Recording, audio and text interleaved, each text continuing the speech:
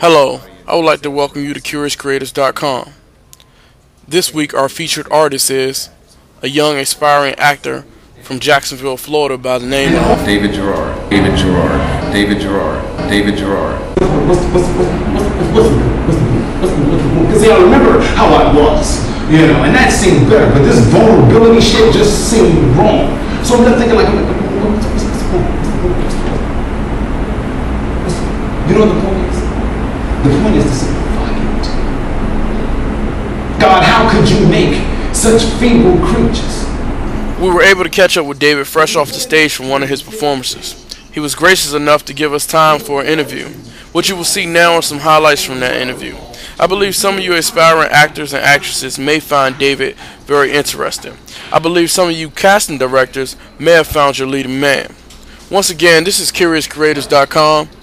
I'm Trey Daughtry, and our featured artist is actor David Girard. When did you call 911? I forgot to call 911.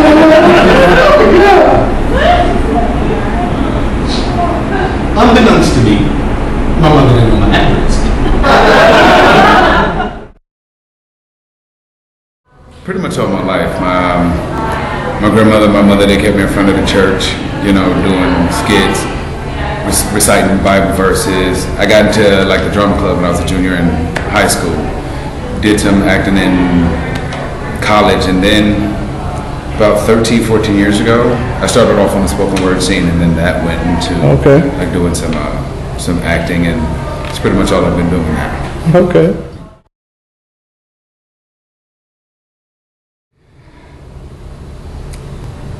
I don't know. I think it's the only time I really feel normal is when I'm acting. The only time I feel like I'm David is when I'm not being David. I know it sounds kind of strange, but yeah,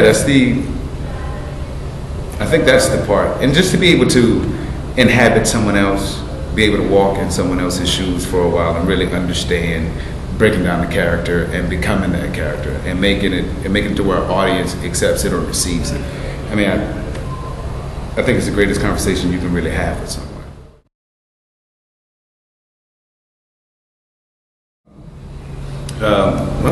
Like I said, I started off on the spoken word scene, so I did a lot of poetry, slam poetry, spent a lot of time on the circuit, and then I decided one day that I could write a play, and so I wrote it, and it sucked.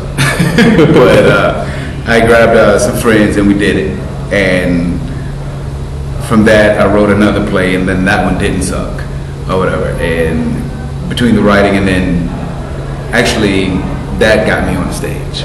And being a couple other buddies of mine, we actually wrote another play, and that made it to the International Fringe in New York. So it seemed like, okay, like I had found my vein, like this is exactly what I was supposed to be doing. And everything since then has affirmed, that.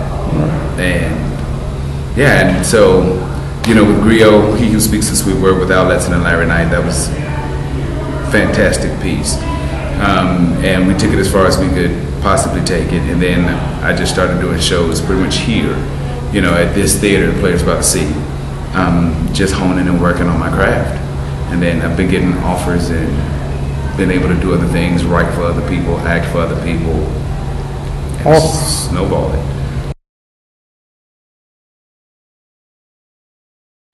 It's called Starring Me, and it's about my Job period. When everything in my life seemed to be going wrong. Both of my fathers died, both of my grandmothers died, all in the same year. My wife had a miscarriage.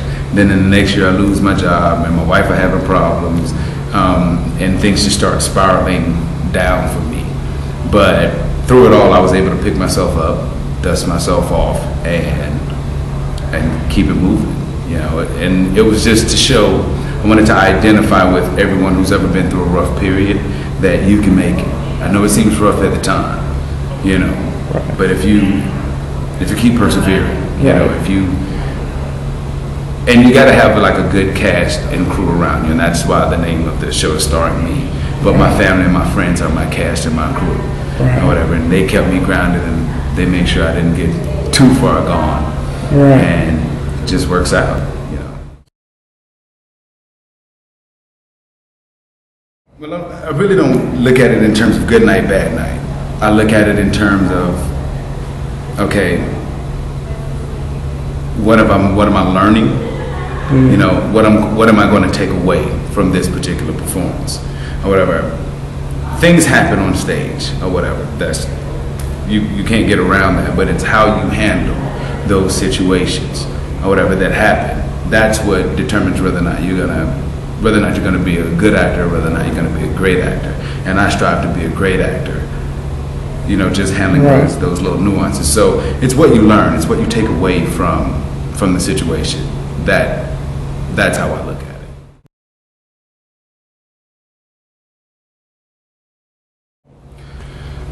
It's strange. I'm noticing a trend of, I'm watching a lot of seasoned actors while I'm doing television that, you know, like you normally used to see in the movies. Right. I'm noticing a lot of people spending a lot more money on production and not really on acting. There used to be a time when acting carried a film.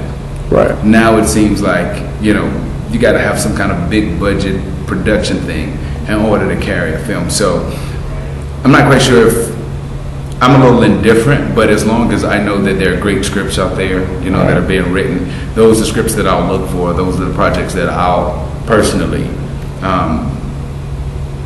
go for. I like independent films more than I do big blockbuster films. I like films that really rely on acting. Right. You know, other than, you know, car crashes and car chases. Right.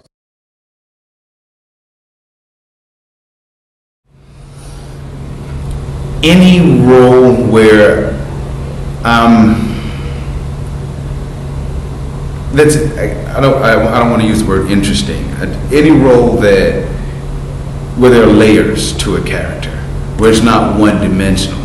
I don't want to play the happy-go-lucky, you know, dad cheerful all the time. I don't want to play I'm just a thug and it's never going to get better. I like characters with layers, you know, because I think as humans we all have layers.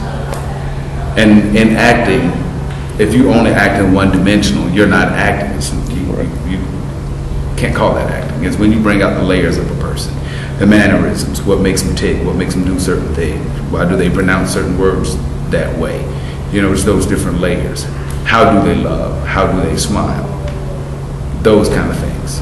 Right. So if there's a character and he has layers, that's the character I want to play. If it's in here, if I put everything in here and up here, my face is going to do it automatically. That's what's going to happen. And that's where, because I've seen, there's some actors out there and they act with their face.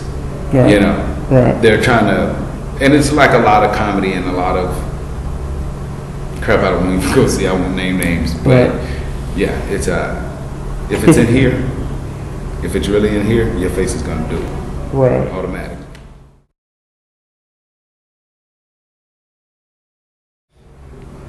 What was the last movie I saw?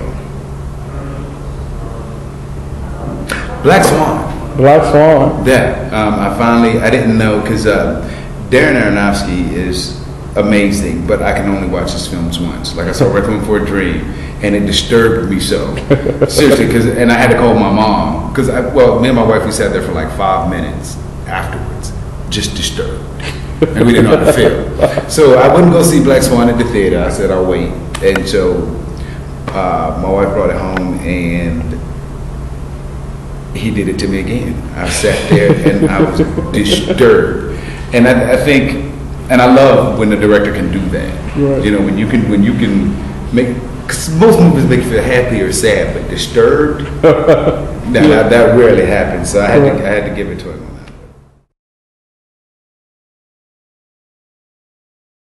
that. I see David doing a lot of acting, maybe not big budget. I really love independent films. I like the little engine that could kind of films. I love the challenge. That, and I want my own theater troupe. That's where I see it. It's hard to try to do it from Jacksonville because the scene has risen so slowly. But I mean, it's my home. You know, I was born and raised here, and so if I'm going to do it from anywhere, I want to do it from here. Right.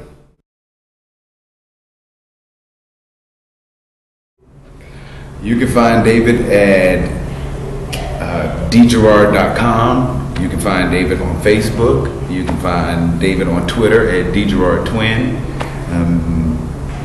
You can find me anywhere, pretty much. You can Google me, and I'm there. Fortitude to cause suffering and the wherewithal to endure it time after time after time after time after time. One more time. My name is David Girard.